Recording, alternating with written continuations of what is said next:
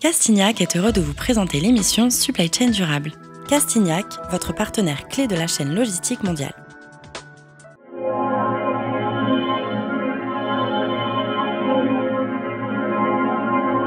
Bonjour à tout le monde. Aujourd'hui, on va partir chez Orange et on aura le plaisir d'échanger avec Olivier Courtel, qui est le directeur marketing Devices et Connectivité. Et on va discuter du rôle des box, des décodeurs, dans la stratégie de décarbonation d'Orange. Sujet passionnant qui nous permettra d'aborder à la fois les questions effectivement de décarbonation et aussi des questions d'économie circulaire et circularisation des ressources. Bonjour Olivier. Bonjour Valentina. Ravi de t'avoir ici avec moi. Merci de m'avoir invité. Nous nous sommes rencontrés lors d'une formation à l'ESCP et tu étais un des piliers de cette formation sur l'économie circulaire et je suis ravie de t'avoir avec nous.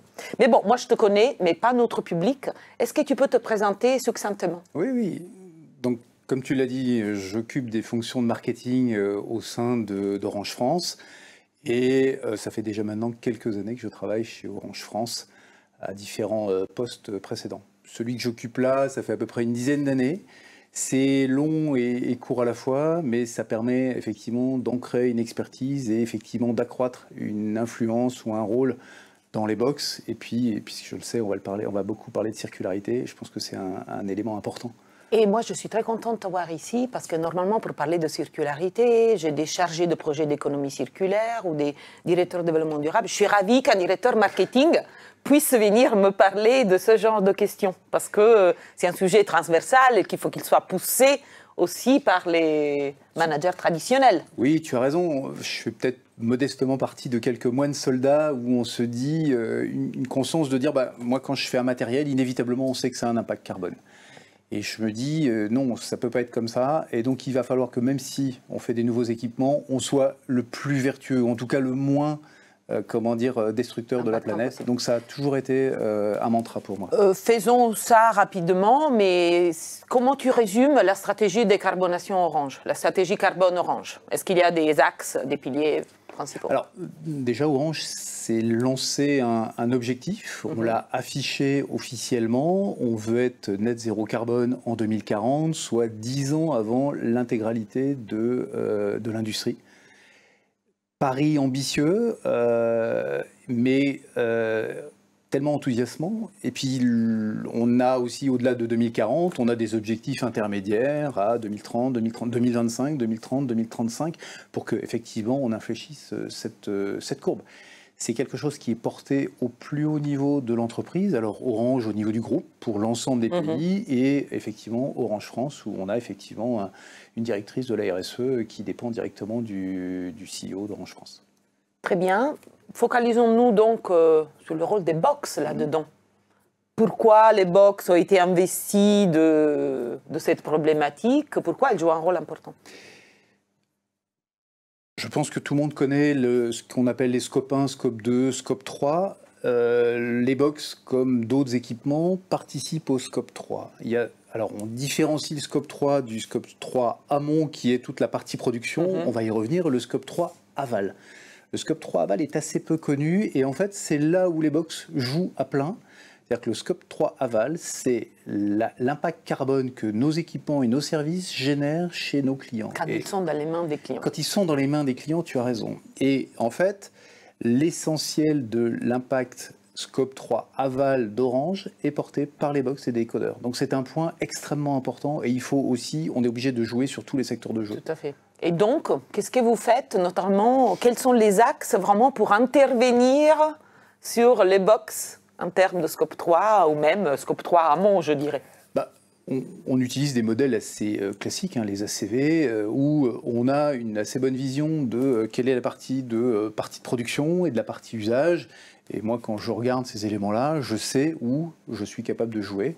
On a, puisque c'est des box qui ont une durée de vie très longue, et étonnamment longue en fait, que les gens ne connaissent pas, qui est de plus de 10 ans, eh ben, la partie usage dans les foyers est extrêmement longue. Et donc cette consommation, même si on a la chance d'avoir une énergie décarbonée, impacte énormément. Donc pour te faire un peu un modèle, à peu près 40% de l'impact carbone, c'est de la production. Les 60% restants, c'est de l'usage, donc c'est la consommation énergétique chez nos clients.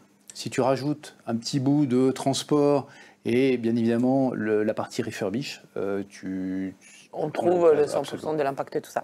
Après, c'est intéressant, tu as dit la vie moyenne de box, c'est 10 ans. Mais ils n'habitent pas toujours chez les mêmes personnes, ces box, c'est ça? Ils n'habitent pas tout à fait chez les mêmes personnes. Il y a des clients qui font le choix de changer de matériel, de changer d'opérateur.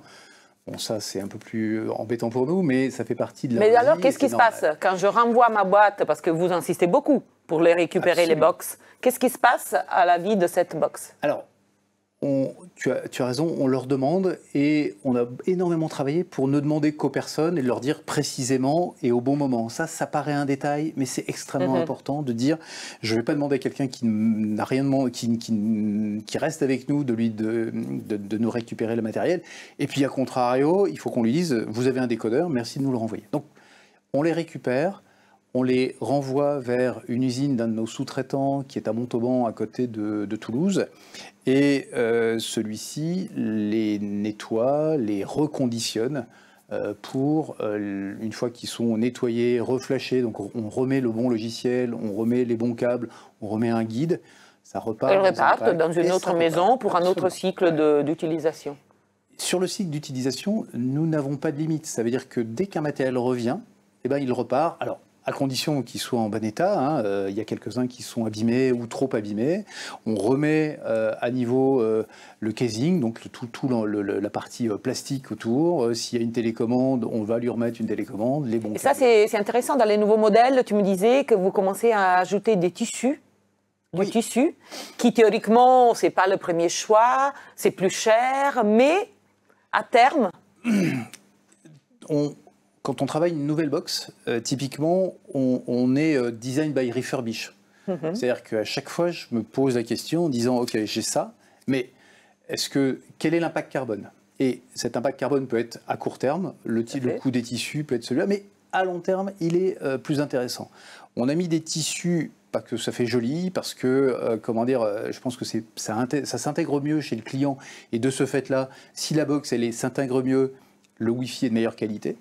Et puis, quand elles reviennent, comme c'est du tissu versus du plastique, le plastique est rayable, alors que le tissu est beaucoup moins rayable. Ce qui fait qu'on a un taux de changement des coques qui est plus faible, et de ce fait-là, on a un gain carbone. Mais tu rentres dans un point extrêmement important, c'est toute la logique de TCO. Certes, j'ai un coût à un moment, mais quelque part, ce coût, il est bénéfique quand je le regarde, puisque je vais faire tourner les box 3, 4, 5, 6 fois. Et disons-le, ça c'est un très bel exemple d'économie de la fonctionnalité, parce que contrairement à d'autres produits, vous êtes propriétaire des box, et vous pouvez penser refurbishing, vous pouvez penser plusieurs cycles d'utilisation. Ça c'est un super... Tu as raison, on est typiquement dans l'économie de la circularité, enfin de l'économie de la fonctionnalité, pardon, c'est bien les box nous appartiennent et nous avons intérêt à ce qu'elles durent le plus longtemps possible. Donc, d'un point de vue industriel, on travaille avec des outils qu'on appelle les MTBF, Medium Time Between Failure. Comment je m'assure que le matériel que j'achète ne va pas casser au bout de 3 ans, 5 ans, 7 ans, mais va durer beaucoup plus longtemps. Et puis, on fait en sorte que les casings soient les plus harmonieux et résistants au vieillissement. Et enfin, comme on met du logiciel régulièrement à jour, en plus, d'un point de vue fonctionnel, il n'est pas... Donc on n'est pas dans des logiques d'autres produits pour lesquels l'obsolescence marketing, disons, joue un rôle beaucoup plus important. On est complètement à l'inverse. Mais c'est quand même un bon cas pour s'en inspirer. Possible. Mais oui. Mais effectivement, on fait partie des rares à être aussi avancés dans cette économie de la fonctionnalité. Écoute, on a parlé beaucoup de ce que vous faites sur la box elle-même, mais on est dans une audience supply chain aussi. Est-ce que la supply chain peut aider? Est-ce que vous avez travaillé toute la partie transport, approvisionnement pour réduire l'empreinte carbone des box? Quand je suis arrivé il y a 10 ans sur ce poste, on avait un vrai sujet de supply où...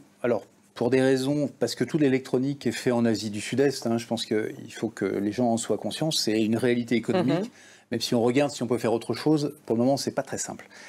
Et de ce fait-là, le matériel, il met plus de 2 mois à arriver en cargo, et donc on a énormément travaillé pour faire en sorte qu'on ait le maximum de prévisibilité de nos commandes. n'est pas un sujet de supply, c'est un sujet de market. Visibilité, prévision. Qu'est-ce que je vais placer dans 1 mois, 2 mois, 5 mois pour faire en sorte que les commandes, on en ait suffisamment et qu'on n'ait pas de crash.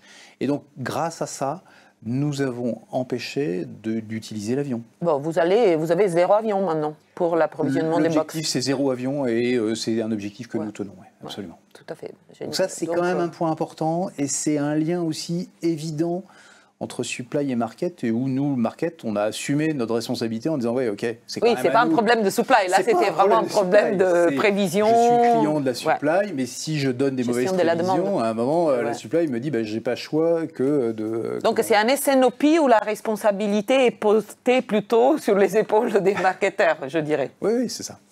Tu as parlé du scope 3 tout à l'heure, le rôle des consommateurs. Au-delà des interventions sous la boîte, comment vous essayez de réduire l'impact des usages? Est-ce que vous avez d'autres actions que vous mettez en place ou que vous allez mettre en place? J'en ai parlé, mais d'une façon détournée tout à l'heure. C'est assez. On parlait de la Livebox. Il y a la Livebox 6 et la Livebox 7. Elles sont au format vertical. Nous l'avons changé. C'est là où je t'ai dit on a mis du tissu pour que ce soit joli, mais il y a une autre fonction. On a mis ces box à la verticale pour que les gens les sortent des placards. Pourquoi? Parce que le client a besoin du Wi-Fi, et le meilleur moyen d'avoir du Wi-Fi, c'est de ne pas avoir un environnement qui empêche que le Wi-Fi s'en... Et grâce à ça, on vend moins ou on fournit moins de répéteurs Wi-Fi, puisque le Wi-Fi rayonne plus. Donc le premier élément qu'on a fait, c'était en travaillant sur le design, en le mettant verticalisé, on a moins, et donc quelque part, on a moins d'impact carbone puisqu'on fournit moins de répéteurs. Le deuxième, c'est que depuis la Livebox 6 également, on propose des fonctions de veille où soit sur l'écran, le client peut appuyer en disant je mets ma box en veille et on passe d'une consommation quand il n'y a personne à la maison d'à peu près 8 watts à 0,5 watts. Donc ça, c'est quand même important. Le gain, c'est intéressant, mais peut-être dans les usages, c'est un peu plus difficile à intégrer. C'est pas très simple. On a travaillé aussi pour faire en sorte que d'avoir une application, on a une application qui s'appelle Orange et moi sur laquelle on retrouve aussi cet moyen de l'éteindre à distance et de mettre un scheduler pour l'allumer et l'éteindre pour correspondre aux horaires de la famille. Mais tu as raison, c'est quand même pas si simple, l'adoption n'est pas très simple pour les clients et pour les familles. Et Olivier, je voudrais juste que tu mentionnes un projet dont tu m'as parlé, dont tu es particulièrement content, qui permet aussi de se relier à la supply chain, un projet qui t'a particulièrement satisfait. Vous avez vu, le rôle du marketing est beaucoup le rôle qu'il veut aussi se donner, d'une logique de conviction, et le sujet de la supply est toujours un sujet d'intérêt.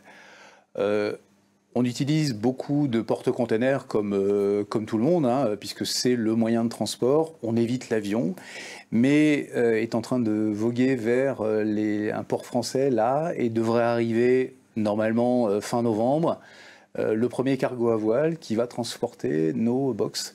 Donc c'est une belle fierté. C'est un sujet que j'ai initié il y a maintenant plus de 4 ans, qui voit enfin le jour. La société s'appelle TOWT, T-O-W-T. C'est une belle entreprise française. C'est un beau bateau. Et puis, le sujet est, on fait un transport, il est prévu d'en faire d'autres pour les années qui viennent. Et puis, ce transport n'est pas anecdotique, puisqu'accessoirement, il va transporter 10% de notre flux annuel. Donc, c'est non nul. Oui, donc c'est un beau projet. C'est autant un symbole en disant, nous, Orange, on va aussi... aider, accompagner des entreprises de cette nature-là, de montrer que c'est possible. Ça a été un énorme apprentissage parce qu'il y a eu plein de choses qu'on a dû bouger. Alors, nous, Orange, et puis nos fournisseurs qui ont bien voulu nous accompagner sur ce sujet-là. Donc, un vrai beau sujet sur lequel on a beaucoup appris.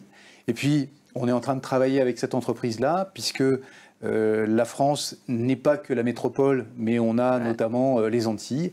Un certain nombre de transports vers les Antilles vont se faire avec ces cargos à voile également. Bon, avec cette image magnifique d'un voilier qui nous transporte vers une société plus décarbonée, je remercie mon invité et je vous dis au revoir, à une prochaine. Castignac a été heureux de vous présenter l'émission Supply Chain Durable. Castignac, votre partenaire clé de la chaîne logistique mondiale.